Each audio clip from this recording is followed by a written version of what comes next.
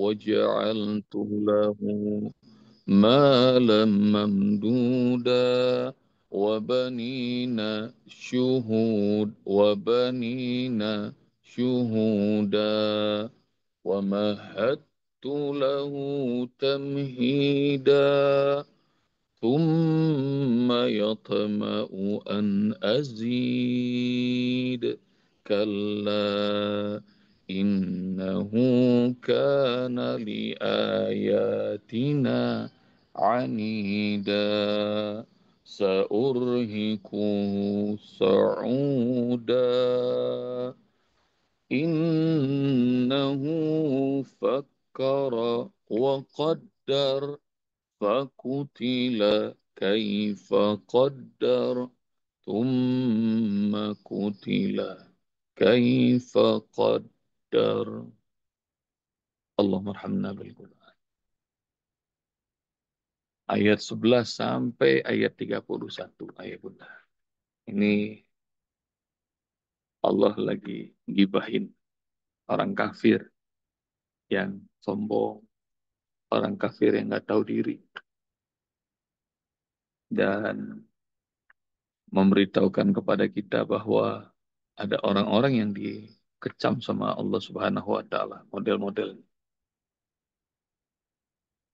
Dan model-model orang yang dikecam sama Allah, ada yang karena hartanya, ada yang karena kedudukannya, ada yang karena jabatannya.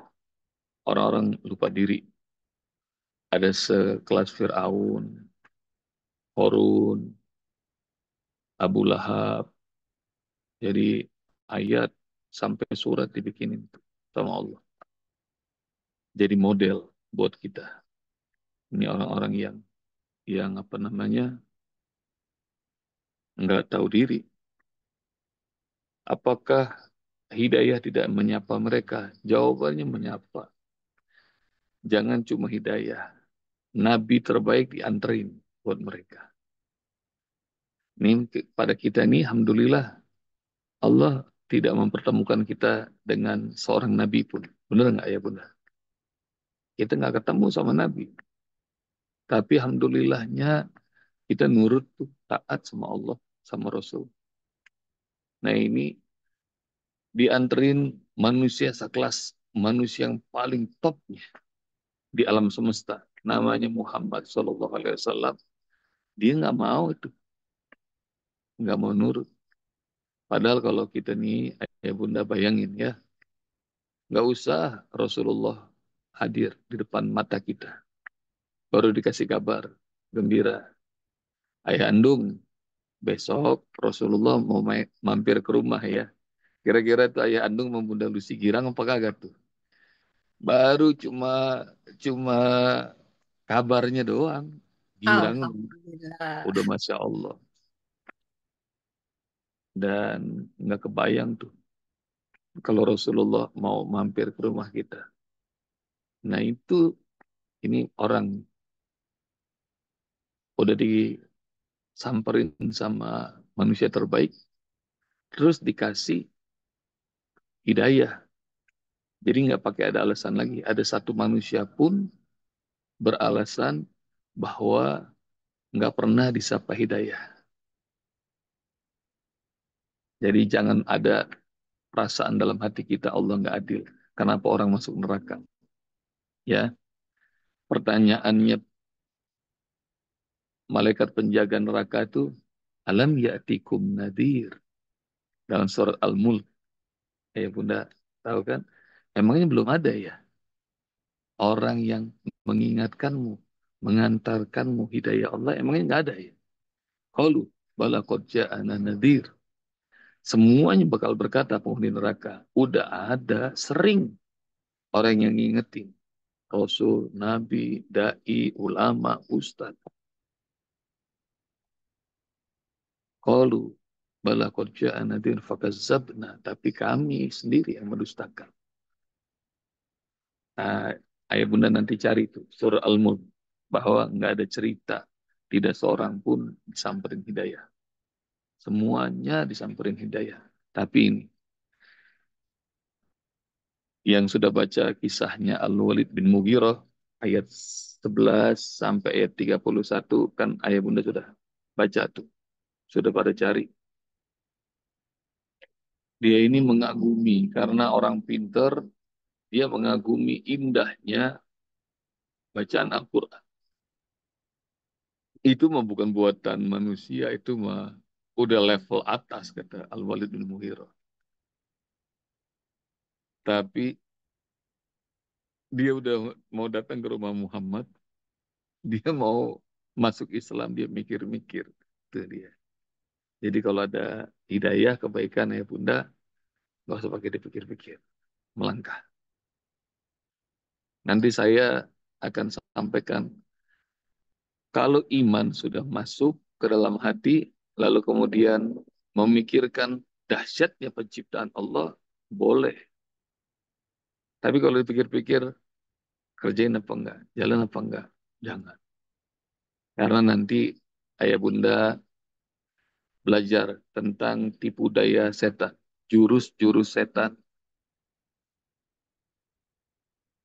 menggoda manusia. Salah satunya adalah taswif. Taswif itu ntar aja, besok 10 menit lagi gitu. Jadi nunda dikit aja, ntar lupa tuh. Sekali kita ngikut, benar lupa. Karena itu kalau ada kesempatan melakukan kebaikan, jangan pikir. Karena Allah udah pilih kita dan ikutin aja apa yang Allah inginkan. Innahu fakkara wa qaddar. Sesungguhnya dia memikirkan, lalu dia nimbang-nimbang. Nanti yang mengerti ilmu tentang eh, apa namanya analisa segala macam nanti pelajari ya. Kenapa kok dia malah setelah mikir mengambil action nggak jadi? Fakutila kaifa qaddar, celaka dia. Bagaimana bisa dia nimbang-nimbang? Nimbang tuh qaddar tuh menentukan. Jadi qaddar menentukan. Dia ukur-ukur tuh. Fakutila kaifa qaddar, summa kutila kaifa qaddar. Celaka dia. Bagaimana bisa dia nimbang-nimbang? Enggak. Kalau sudah aku berikan kebaikan, kata Allah Subhanahu wa taala, enggak usah dipertimbangkan karena Allah Maha tahu mana yang terbaik buat hambanya.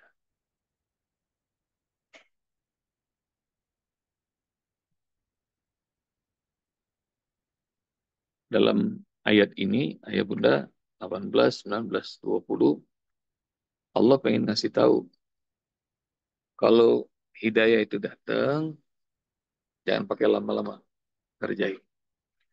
Contoh, karena tadi jurusnya setan akan membuat kita gagal melakukan amal soleh.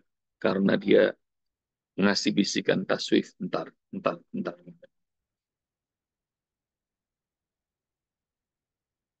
Kalau ada kebaikan untuk infak, misalnya, hati kita ini sudah tergerak. Lalu kemudian keluarin aja infak. Dan itu enak, nikmat, enteng. Tapi kalau infaknya enggak dikeluarin, dipikir-pikir, entar aja, gitu. Insya Allah nggak jadi. Nggak jadi infak. Sahabat saya di lampu merah, dia senang bersedekah, termasuk orang yang senang sedekah, apalagi kalau pagi. Ayah bunda kan sudah pernah tahu tuh hadisnya. Setiap pagi dua malaikat turun, mendoakan. Malaikat pertama mendoakan, ya Allah berikan kepada orang yang berinfak hari ini balasan berlipat ganda. Malaikat kedua berdoa, ya Allah berikan kepada orang yang pelit hari ini kebuntuan, kebinasaan, kecelakaan. Nanti yang belum tahu boleh cari itu. Jadi seruan untuk berinfak di pagi hari. Ini sahabat nih, dia di mobilnya dan Begitu di lampu merah, jendelanya dia ngetok, minta gitu, sedekah. Dan sahabat ini biasa, dia sudah nyiapin di kantongnya, rasanya dia ada duit 1.000-an. Dulu 1.000-an lembarnya warnanya biru, nggak seperti sekarang. Dia tarik tuh, bunda, ayah. Begitu ditarik dan jendela udah diturunin, ngeliat nih ayah bunda. Waktu dia sodorin, matanya ngeliat. Itu yang warna biru itu, rupanya bukan 1.000, 50.000. Ayah bunda. Nah ini ngaku coba jujur. Kalau kita jadi beliau, kira-kira tuh 50.000 terusin kasih apa jangan kira-kira. Ayo ngaku jujur nih kira-kira. Terusin. Dikasihin, Us Bob. Itu kok Kasihin ya. Kasihin. Ini Kan kalau kasihin. udah orang-orang berniat. kalau udah soleh mah keren tuh kasihin. Tapi itu tahu nggak tuh? Itu pengemis udah senyum itu. Orang jendela udah turunin duit udah gitu. Tapi begitu dia sadar 50.000, bukan yang ini nih. Ini buat uang jalan saya hari ini. Uang makan saya. Dia bilang, mohon maaf ya Pak, mohon maaf gitu. Dia masukin lagi. Dan setelah lampu merah itu, dia masukin gigi dua. Pelan-pelan jalannya. Dia cari mana sih 1.000-an yang dimaksud. Alhamdulillah ketemu Bunda. Dia punya niat nih, sedekah. Dan dia berharap nanti masih akan ada belasan lampu merah lagi sampai dia sampai di kantor. Tapi betul tuh, lampu merah kedua, ketiga, keempat, terus tuh ada. Dan pengemis ada.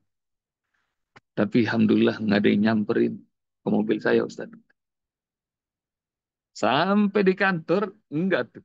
Uang itu yang 1.000 itu, enggak, enggak jadi tersalurkan. Jadi ini kayaknya malaikat kedua yang doa. Allah mati kula mumsikin talafa. Ya Allah, berikan kepada orang yang pelit pagi ini talafa kebuntuan. Itu di kantor tuh, sebab saya bingung tuh. Saya manggil anak-anak buah untuk meeting, briefing harian. Udah pada keluar kantor semua. Saya teleponin klien hari itu, kagak ada satupun yang ngangkat. Kalau di WA, reschedule. Begitu tuh jawabannya. Dan Masya Allah kayaknya hari itu buntu banget. Sampai malam di rumah kayaknya uring-uringan mulu. Dan kemudian saya mikir, ya Allah, boleh jadi itu, kata sahabat nih. Gara-gara tuh sedekah kagak jadi, nah buntu. Ini yang disebut innahu fakkaro wa qaddar. Kasih aja coba dah. Tuh duit 50.000. Insya Allah pengemisnya bahagia, kitanya juga akan lebih bahagia lagi. Yang disebut kalau ada kebaikan, nggak usah nimbang-nimbang, nggak usah mikir-mikir. Saya mau bikin masjid, bunda, saya mau bikin masjid. Ntar kalau usia saya 40 tahun. Alhamdulillah 40 tahunnya lewat, masjidnya kagak. Tahu kenapa, bunda? Kalau Allah ilhami kebaikan, lakukan aja. Meskipun nggak sempurna. Sama seperti Ibrahim alaihissalam. Surah Al-Baqarah. Wa idh yarfa'u Ibrahimul qawaida minal baiti wa Ismail. Rabbana taqabbal minna. Innaka antas sami'ul alim. Bunda, tolong jawab mana lebih keren? Mana lebih megah? Mana lebih bagus? Bangunan Masjidil Haram atau bangunan Baitullah Ka'bah? Mana lebih megah, bagus, dan sempurna? Mana lebih megah? Bah, Masjidil Haram kan? Sudah iya, iya. haram. Masjidil Haramnya gede banget.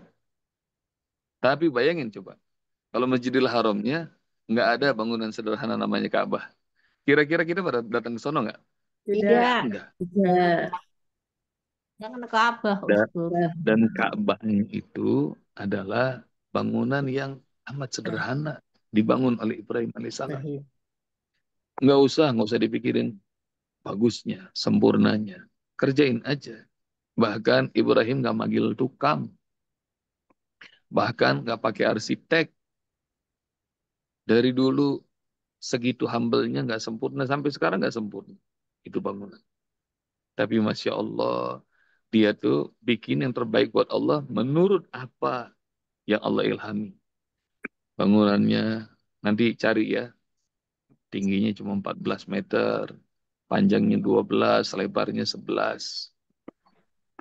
Dibangun oleh tangan Ibrahim bersama Ismail alaihissalam. Dan itu sudah berkali-kali direnovasi. Maknanya nggak usah banyak mikir, melakukan amal soleh. Dan kalau sudah jalan, ayah bunda, kalau sudah masuk, baru deh kita sempurnain, sempurnain, sempurnain. Jadi lakukan dulu, kerjakan dulu, semua-mua. Nggak usah ditimbang-timbang, nggak usah ditimbang-timbang. Oh, Dan ayah bunda nanti bakal ketemu tuh. Ketika Allah nanya kepada para penghuni neraka Sakor di surah yang sama, masalah kekumfi Sakor. Apa penyebab kalian masuk neraka? Qalu lam naku minal musallin, wa lam naku nut'imul miskin, wa kunna nakhudu ma'al khaidin, wa kunna nukazzibu biyaumiddin, hatta atana al-yaqin. Kenapa sih kalian masuk neraka Sakor? Kami dulunya kagak sholat. Kami nggak suka ngasih makan orang miskin. Terus salah gaul. Jadi pergaulannya sama yang toksik aja, yang negatif aja. Terus udah toksik, akhirnya hal-hal yang imajiner, hal-hal soal keimanan, yang abstrak kami nggak suka. Wabil khusus bicara tentang hari kiamat. Ah, ini mah omong kosong. Maka sekarang itu begini sudah mulai terjadi lagi ya Bunda selalu tuh. Orang kalau diingetin hidup yang lebih panjang, hidup berbekal yang lebih bagus, melakukan amal-amal kebaikan, perbaiki diri dengan sholat, berbagi kebahagiaan, berbagi makan dengan orang lain. Kebaikan tuh nggak percaya, tapi hama hal yang negatif mereka suka itu. Yang membuat, yang membuat apa? Mereka masuk neraka. Nah, kumpul-kumpul sama orang yang suka menganalisa, omong-omong doang tapi nggak kerja, tidak mengamalkan, kurangin. Mendingan ayah bunda usia kita nih waktu kita makin nipis. Jadi dah beramal aja. Beramal, sholat, benerin, sedekah, tingkatin. Pergaulan, bagusin. Bergaul sama orang-orang yang beriman. Bergaul sama orang-orang bertakwa.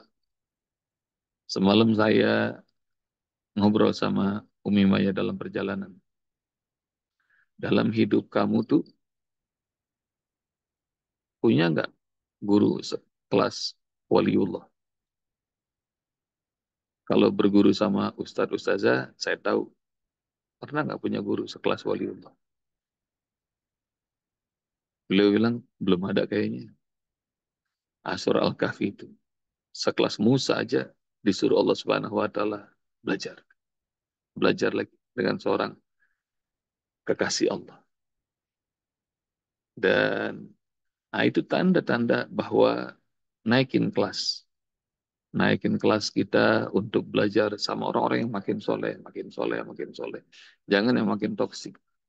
Nanti ayah bunda cari ya, pertanyaan Allah kenapa sih kalian masuk neraka? Salah satunya karena kami bergaul sama orang-orang yang toksik. Wa kunna nakhudu ma'al khaidin. Ngumpulnya sama orang-orang gitu. Nah, bergaul sama orang beriman, bergaul sama orang bertakwa, bergaul sama para kekasih Allah.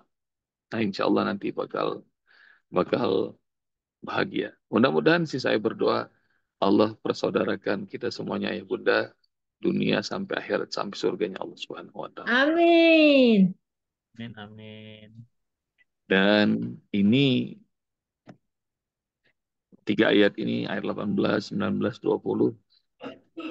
Kalau ada amal soleh yang Allah ilhami, misalnya hari ini nih, belum sarapan, puasa aja. Nah, kalau Allah ilhami puasa, puasa, kerjain. Kalau tiba-tiba hari ini pengen ngucap salam sama semua orang yang ketemu, ucapin salam. Praktekin aja, nikmatin. Hari ini pengen sedekah, sedekah aja. Jadi apa yang Allah ilhami. Dan ayah bunda, ilham kebaikan itu setiap harinya Allah kasih banyak sekali.